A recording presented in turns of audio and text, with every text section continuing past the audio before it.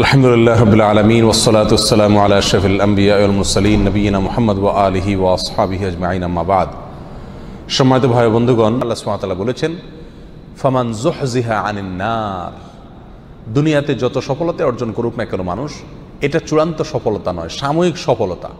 কিয়ামতের দিন যে ব্যক্তিকে জাহান্নাম থেকে দূরে সরিয়ে দেওয়া হবে, ওয়া উদখিলাল জান্নাহ, আর জান্নাতে প্রবেশ করায় দেওয়া হবে, বলা হবে যাও তোমার জান্নাতে এন্ট্রেন্সের প্রবেশের অনুমতি দেওয়া হলো, ফাকাদ ফাজ, এই ব্যক্তি সবচেয়ে সফল হয়ে গেল।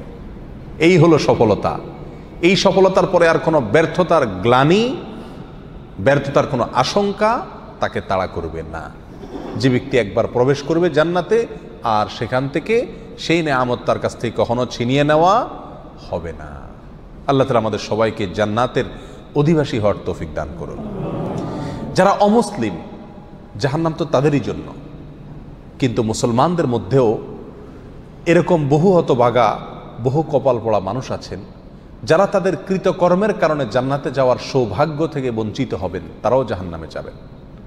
রাসূল আকরাম সাল্লাল্লাহু আলাইহি ওয়াসাল্লামের বিভিন্ন হাদিস থেকে সেরকম 17টি শ্রেণীর কথা আজ আমরা উল্লেখ করব। যেই 17 শ্রেণীর লোক এরা জান্নাতে ঢুকে চূড়ান্ত সফলতা এবং সার্থকতা অর্জন করবার সৌভাগ্য থেকে বঞ্চিত হবে, বরং এরা জাহান্নামে যাবে। এরপরে তাদের সেখানে শাস্তি হওয়ার পরে কোনো কালে আল্লাহ সুবহানাহু ওয়া তাআলার দয়া হলে তখন তারা জান্নাতে আসবে। তাহলে মুসলিম হয়েও যে সমস্ত লোকেরা জান্নাতে যাওয়ার সৌভাগ্য অর্জন করবে না, এই সৌভাগ্য থেকে বঞ্চিত হবে, সেই হতভাগা লোকদের ভিতরে 1 নম্বর হলেন অবৈধভাবে হারাম পথে উপার্জন করে যে ব্যক্তি দেহ গঠন করেছে, ওই দেহ জান্নাতে প্রবেশ করবে না। ওই দেহের জন্য জান্নাত হারাম, নো এন্ট্রি। সে যতই ভালো কাজ করুক না কেন, তার দেহ যদি হারাম খাদ্য দিয়ে তৈরি হয়, তাহলে সেই দেহ জান্নাতে প্রবেশ করবে না।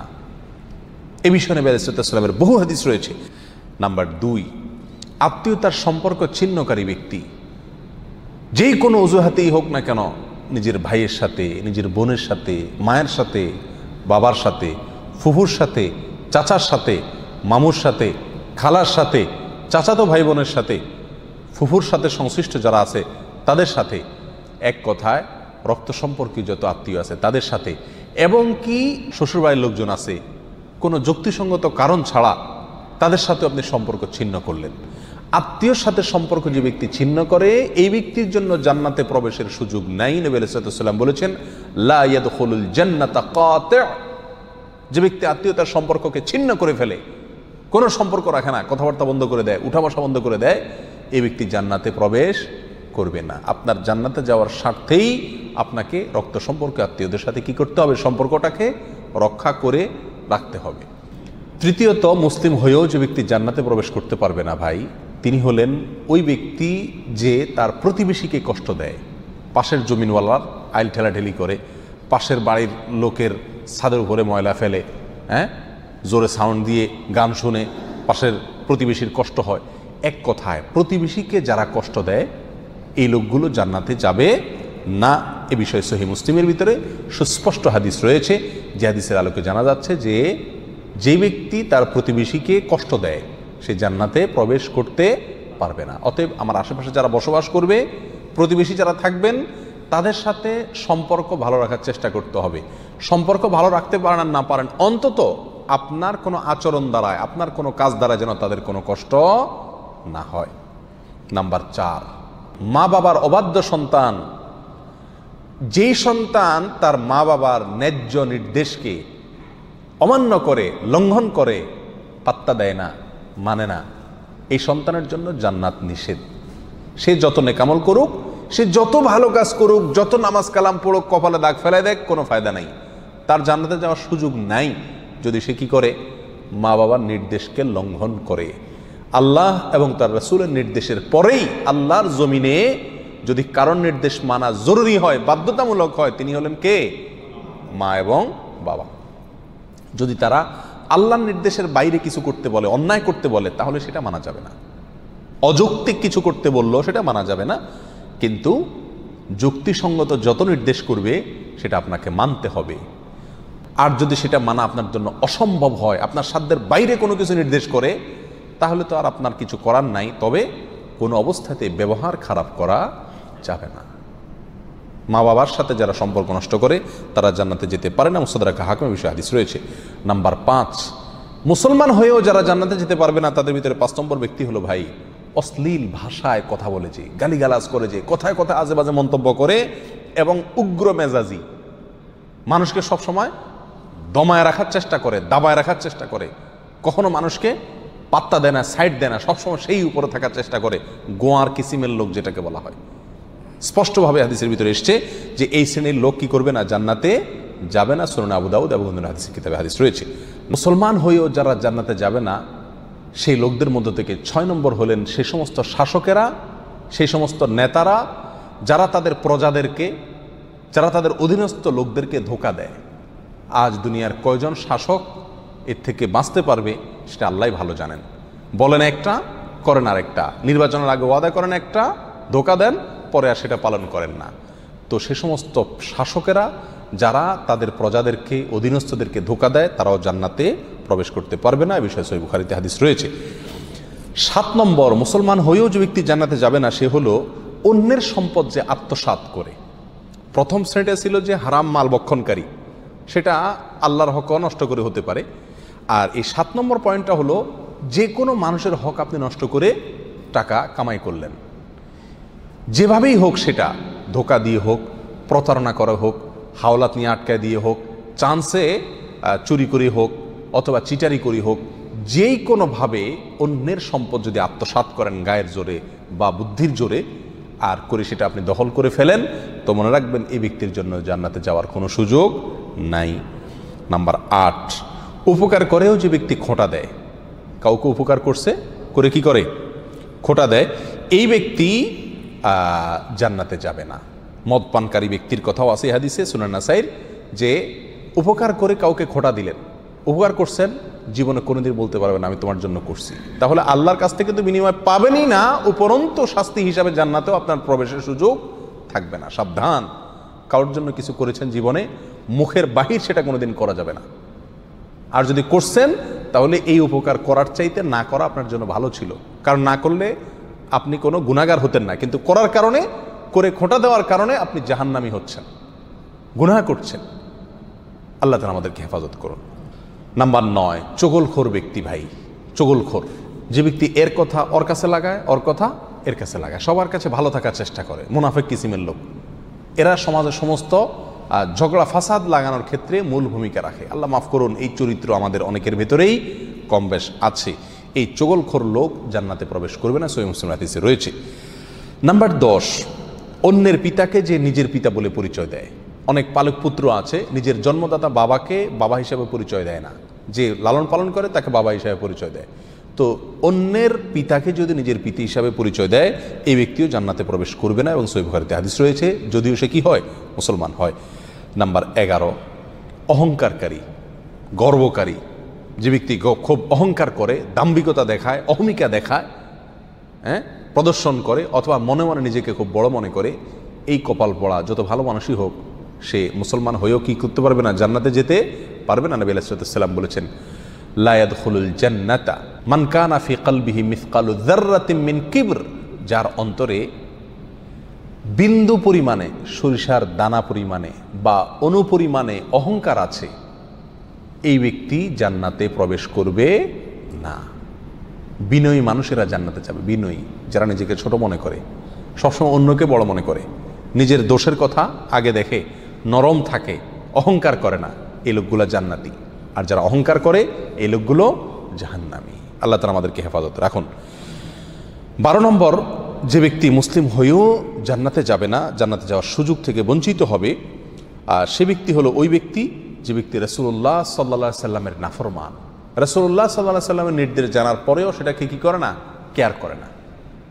বাপদাদার নির্দেশকে অগ্রাধিকার দেয়, 14 গোষ্ঠী কী করে আসছে সেটাকে অগ্রাধিকার দেয়, পীর সাহেব কী বলছেন সেটাকে অগ্রাধিকার দেয়, যদি রাসূল সাল্লাল্লাহু আলাইহি সাল্লামের কথার বিপরীত হয়, এরকম যদি হয় তাহলে সেই ব্যক্তি জান্নাতে প্রবেশ করবে না। নবী আলাইহিস সালাম বলেছেন, কুল্লু উম্মতি ইয়াদখুলুনাল জান্নাতা ইল্লা মান আবা, আমার উম্মতের প্রত্যেক সদস্য সবাই জান্নাতে যাবে, শুধু যে অস্বীকার করলো সে জান্নাতে যেতে পারবে না।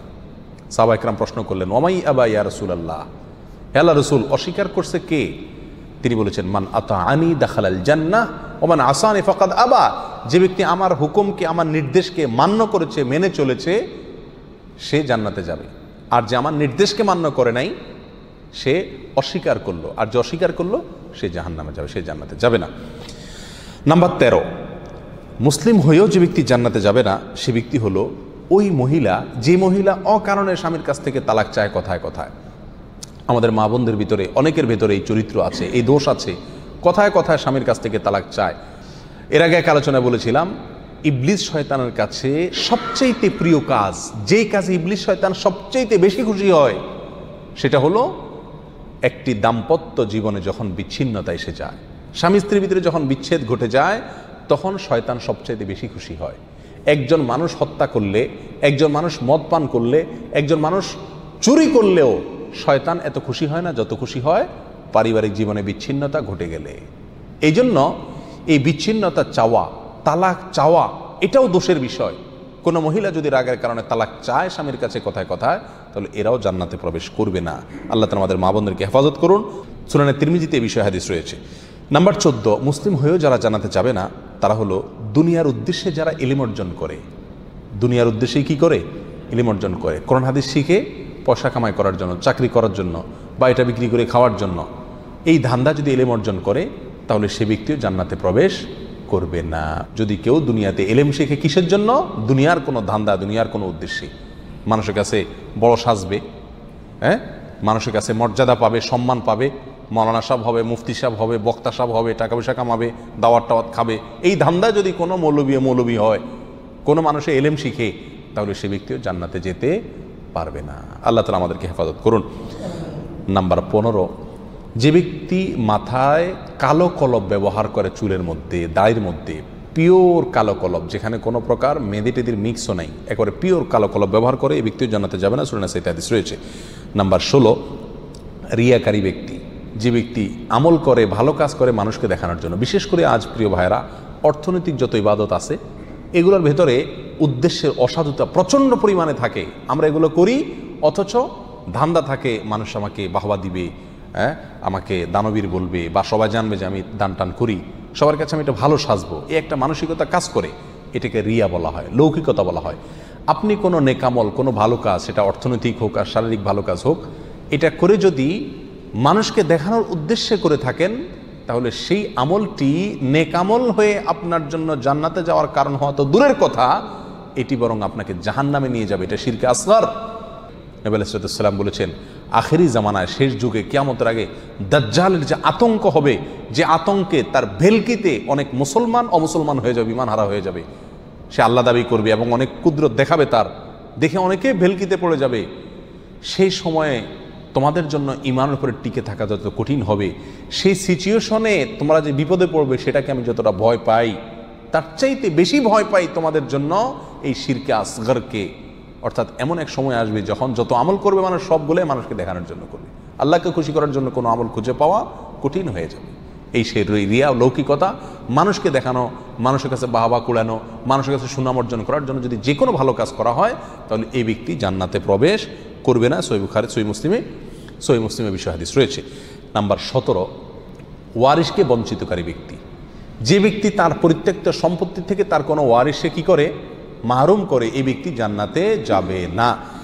সূরা ইবনে মাজাতে এই বিষয় হাদিস রয়েছে। সম্মানিত ভাইয়েরা, কোনো ওয়ারিশ, আপনার কোনো সন্তান, আপনার কোনো ওয়ারিশ, সে যদি অন্যায় করে, আপনাকে শরীয়ত অধিকার দেয় নাই এটা বলে যাওয়ার যে আমি মরার পরে তাকে আমার কোনো সম্পত্তির ভাগ দিবা না। বহু মা বাপ এই কাজটি করেন, অনেক অভিভাবকরা এই কাজটি করেন, বলে যান মৃত্যুর আগে আমি মারা যাওয়ার পরে সে আমার লাশের কাছে আসবে না, আমার জানাজা পড়তে আসবে না, সে এগুলোর চেয়ে বড় কথা হলো সে আমার সম্পত্তিতে কোনো ভাগ পাবে না, সেজন্য ভিটাতে না আসে। মনে রাখতে হবে, আপনার ঘরে জন্ম নেওয়ার কারণেই আল্লাহ সুবহানাহু ওয়া তাআলা অধিকার দিয়েছেন আপনার সম্পত্তিতে তার হক আপনার মৃত্যুর পরে সে পাবে। সে যদি মন্দ হয় তার হিসাব আল্লাহ নেবেন, কিন্তু আপনি তাকে পরিত্যক্ত সম্পত্তি থেকে বঞ্চিত করার অধিকার আপনাকে ইসলাম দেয় নাই। কোনো সন্তানকে তেজ্য পুত্র করা এই জন্য শরীয়তের কাছে গ্রাহ্য বিষয় নয়। প্রচলিত আইনে হতে পারে তেজ্য পুত্র, আমি জানি না, কিন্তু ইসলামের দৃষ্টিতে তেজ্য পুত্র করার কোনো সুযোগ নাই। হ্যাঁ, অমুসলিম হলে সে সম্পত্তি পাবে না, সেটা ভিন্ন বিষয়, কিন্তু যতক্ষণ পর্যন্ত মুসলিম থাকবে ততক্ষণ পর্যন্ত পরিত্যক্ত সম্পত্তি তা কী করা যাবে না, বঞ্চিত করা যাবে না। যদি কেউ করে তাহলে সে কী হবে না, জান্নাতে প্রবেশ করতে পারবে না। এই 17 শ্রেণীর লোক এরা মুসলিম হয়েও কি করতে পারবে না ভাই, জান্নাতে যেতে পারবে না। এর ভিতরে বেনামাজি, তার কথা তো বলাই বাহুল্য, কারণ ইচ্ছাকৃত নামাজ যদি ত্যাগ করে সব সময়, তাহলে তো ওলামা একরামের অনেকের মতো সে মুসলমানই না। আমরা এখানে বলেছি যে মুসলমান 5 ওয়াক্ত নামাজ কালাম পড়ে এরপরেও জাহান্নামে যাবে যারা, তারা হলো 17 শ্রেণীর লোক। আমরা এক নজরে আবারও বলে দিচ্ছি, হারাম খাদ্য যে গ্রহণ করে, 1, 2 আত্মীয়তার সম্পর্ক ছিন্ন করে যে, নাম্বার 3 প্রতিবেশীকে যে কষ্ট দেয়, নাম্বার 4 মা বাবার অবাধ্য সন্তান, মা বাবার কথা শোনে না সে, নাম্বার 5 উগ্র মেজাজি, তেড়া, গোয়ার, সবাইকে দমায় রাখে, এই টাইপের লোক। নাম্বার 6 অধীনস্থদেরকে, প্রজাদেরকে, যে সমস্ত শাসকেরা, যে সমস্ত রাজারা, যে সমস্ত রাষ্ট্রপ্রধানেরা, সরকার প্রধানেরা বা যে যে লেভেলে আছে সে তার প্রজাদেরকে ধোঁকা দেয় যে তারা। নাম্বার 7 অন্যের সম্পদকে অন্যায়ভাবে আত্মসাৎকারী ব্যক্তি। নাম্বার 8 উপকার করে কারোর খোঁটা দেয় যে ব্যক্তি, সে জান্নাতে যাবে না। নাম্বার 9 চগলখোর ব্যক্তি জান্নাতে যাবে না, মানুষের পিছনে কথা লাগায় বেড়ায় একজনের আরেকজনের কাছে। নাম্বার 10 অন্যকে নিজের পিতা হিসাবে, নিজের বাবাকে না বলে পরিচয় না দিয়ে অন্যকে নিজের বাবা হিসাবে, পিতা হিসাবে পরিচয় দেয় যে ব্যক্তি, সে। নাম্বার 11 গর্ব এবং অহংকার করে যে ব্যক্তি, যার মনের ভিতরে অহংকার আছে, সেই জান্নাতে প্রবেশ করবে না। নাম্বার 12 রাসূলুল্লাহ সাল্লাল্লাহু আলাইহি সাল্লামকে যে ব্যক্তি ফলো করে না, তার নির্দেশকে মান্য করে না, সেই ব্যক্তি। নাম্বার 13 অকারণে তালাক কামনা করে, তালাক চায় যে মহিলা, সেই মহিলা। নাম্বার 14 দুনিয়াবি উদ্দেশ্যে যারা এলেম শিখে, কোরআন হাদিস শিখে, এলেম অর্জন করে, আলেম হয় দুনিয়াবি উদ্দেশ্যে, দুনিয়ার কোনো ধান্দায়, আল্লাহকে খুশি করা ছাড়া অন্য কোনো ধান্দায়, তারা। নাম্বার 15 চুলে বা দাড়িতে কোনো জায়গায় কালো কলব, পিওর কালো কলব ব্যবহার করে যারা, তারা। এবং নাম্বার 16 যে কোনো ভালো কাজ করে সেখানে মানুষকে দেখানো, এটা ফলাও করা, প্রচার করা, এই উদ্দেশ্য থাকে যাদের, তারা। নাম্বার 17 ওয়ারিশকে বঞ্চিত করে তার হক থেকে, এরকম অভিভাবক। এই শ্রেণীর লোকেরা মুসলমান হয়েও জান্নাতি হতে পারবে না। আল্লাহ তাআলা আমাদের সবাইকে এই দুর্ভাগাদের তালিকা থেকে আমাদের নামগুলোকে বের করে আনার তৌফিক দান করুন। চেষ্টা করব এই 17 শ্রেণীর কোনোটিতে যাতে আমার নাম না থাকে, এটাকে টাঙায় রাখবো, ঝুলায় রাখবো লিস্টটাকে, এবং আমার ভেতরের কোনো পয়েন্ট আছে কিনা সেটা দেখে যাচাই করে সেখান থেকে নিজেকে বের করে আনবো ইনশাআল্লাহ। এরপরে আল্লাহ সুবহানাহু ওয়া তাআলার কাছে জান্নাত চাইতে পারবো, আশা করতে পারবো জোরালোভাবে। আল্লাহ সুবহানাহু ওয়া তাআলা আমাদের সবাইকে আখিরাতে কিয়ামতের দিন একেবারে ফার্স্ট চান্সে, প্রথম চান্সেই জান্নাত যেন আমরা লাভ করতে পারি, জাহান্নাম থেকে মুক্তি নসিব যেন হয়, সেই তৌফিক দান করুন। জাযাকুমুল্লাহ ওয়া আখিরু দাওয়ানা আলহামদুলিল্লাহি রাব্বিল আলামিন।